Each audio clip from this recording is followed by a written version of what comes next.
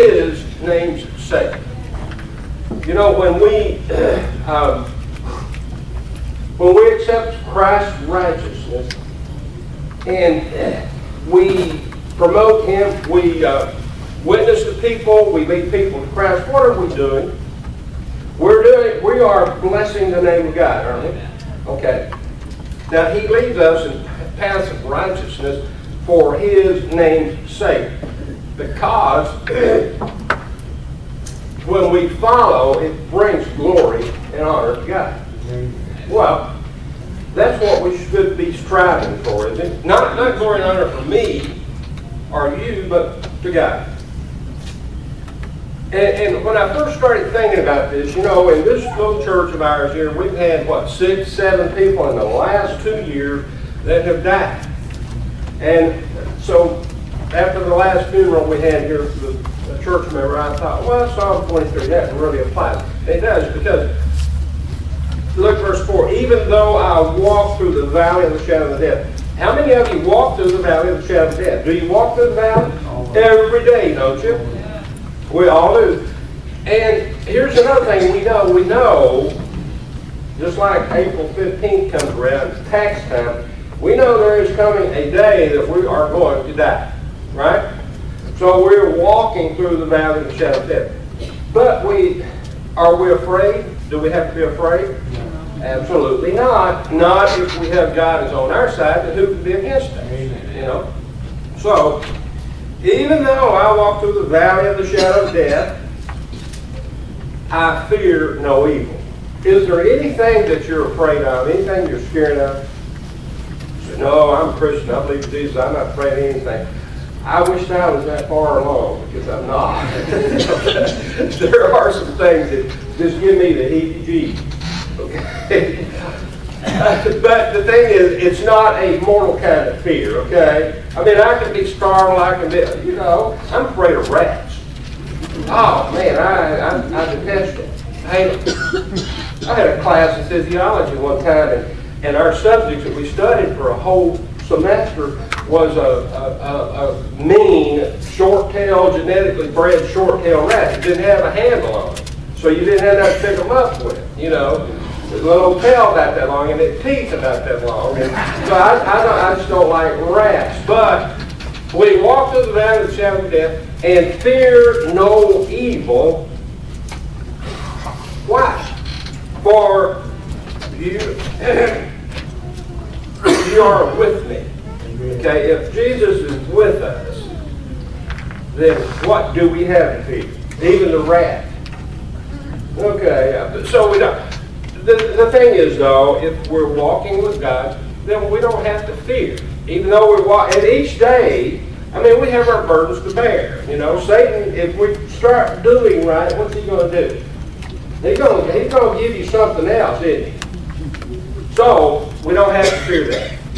You are with me. Your rod, and in the Bible, the rod is used several ways, like the shepherd's rod. And this is normally thought of as something that was used to protect sheep, or, you know, to protect the flock. David, he slew lions and bears, and probably with his rod, probably had a metal tip on it.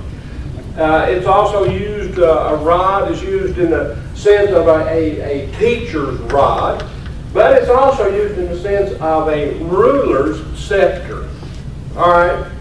So, and God applies to all of these, okay? Your rod and your staff. Have you ever taken a hike out in the rough woods and all?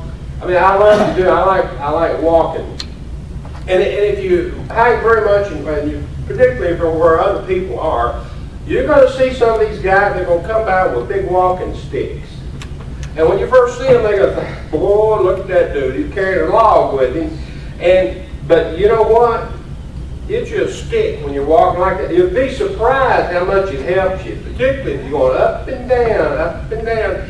That stick really helps. It's a comfort to you. If you're up in Arkansas, Missouri, Virginia, which I've done, hiked in all those places, it also might comfort you. You know, you come up on a big diamondback laying there and you pass it. Take a stick, you know. That's not really what you do, but I get it out of the way. But you got the means there, you know. And it's a comfort to you. Your rod and your staff, they comfort me. I had this friend, his idea of the ideal summer job, and maybe for a lifetime, was to herd sheep out in Washington and Oregon, up in the mountains. Go up there all summer long, maybe see people one time, take his pack animals, his food, his tent, his dog. And his rod was a 30-30 rifle. And he used that to protect the sheep up there. Well, he tell me one time something got after the sheep, and he was in the tent, and the dog ran that something through, and it was a big bear. It's come right through his tent. But he had his rod. Thy rod and thy staff, they comfort me. Well, yeah, you know, the Lord is interested in comforting us, isn't he? I mean, he really cares. He's there for us. You know, we who have children, we love our children. Do anything for them. Do too much for them. Really, you know, don't be Jesse. I mean, a lot of times we do way too much for our children. But we do not do a millionth as much for our children as God is willing to do for us. Now, look at this. You prepare a table before me in the presence of my enemies. It's the time of the year, late spring now, and the gardens are just going, boy, they're going good, aren't they? Squash and zucchini and cucumbers and tomatoes are starting to spoon, beans, and if you're a gardener, you got enemies in your garden. You know? You get these little old bugs, you can't hardly see them get in your turnip green patch, and in 3 days, you don't have anything but holes, green, around some holes out there. Look like you shot it with 12 gauge. That's an enemy. But here's the thing. We've all got enemies somewhere or another, and ultimately, we've all got the devil's our enemy, right? But you prepare a table before me. I'm just thinking, you know, everything that we have, every good thing comes from where? God. I've got a garden this year, God. Just bless that garden. And you know, He protects it. He provides a table for me. There might come a time when we all have to have a little garden if we want a table prepared, right? But God prepares a table before me in the presence of my enemies. In the Old Testament, particularly in that economy, one of the things that you did to reconcile or to get close to an enemy or someone who was not really familiar, it still works today, was have a meal with them. Have a meal with them. You know, you sit down and have a meal with somebody and you get to know them better, a little more intimately. Well, now we're not talking about just somebody having a meal, though. We're talking about here, we're talking who? God. He prepares a table before me in the presence of mine enemies. Okay, so if God has prepared a table for me, and all my enemies are around, I know I'm going to be able to partake of that food, right? And this could be looked at in a literal sense, but also what do we think we're going to do when we get in heaven? Now, one of the scenes, particularly one of the Spirit of Prophecy books, talks about the long table that you can't even, with these eyes, can't even see from one end up to the other, loaded with food, and we're all there. The thing is, our enemies have all been vanquished, and God is there at the table. Boy, that's going to be a meal, isn't it? You have anointed my head with oil. And this is another thing. You know, anoint someone's head, that shows that you really care. What about the woman with Jesus?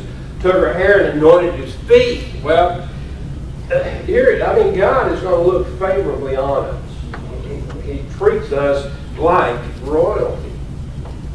Well, he's the royal person, but we're treated like that. My cup overflows. Have you ever carried a full cup of water without spilling it? When I was in the military, when we went to the chow hall to eat, you're running hundreds of people through this chow plant. You don't have very much time. You've probably seen some of these silly old movies where the guy in the military, It's not quite that bad, but it's close, particularly in basic training and so forth. You don't have very long to eat. So you get inside and you got to accommodate 500, 600, 700 men in 15 minutes. Well, I was at Lackland Air Force Base in training, went inside and got my food, plate of food, came, sat down, and got ready to enjoy myself. And my TI said, well, go get me a cup of coffee. I thought, I don't have time for this, but you don't ever say that to the TI. You go get him a cup of coffee. Well, I knew he was particular, so I did not want to spill him because he wanted a full cup. I can't carry a cup of coffee like this, you know. I mean, I can't even do it now, so I come back like this. Oh, no, he wouldn't drink a cup of coffee. Yeah, hold it by the hand. Okay, so go back and get another cup of coffee. Tough to carry. But God is not talking about